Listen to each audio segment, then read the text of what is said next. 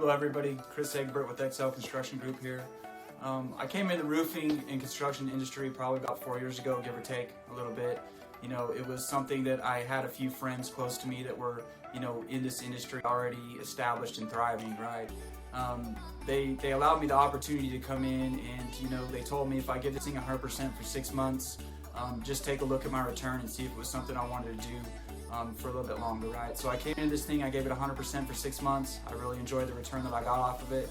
And, you know, after that, I've been setting long-term goals, you know, 1-year goals. I'm on to 5-year goals right now.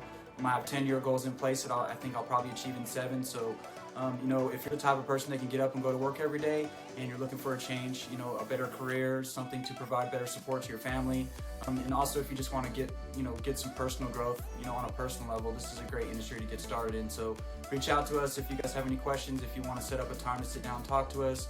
We'd be more than happy to sit down and talk to you. Thanks.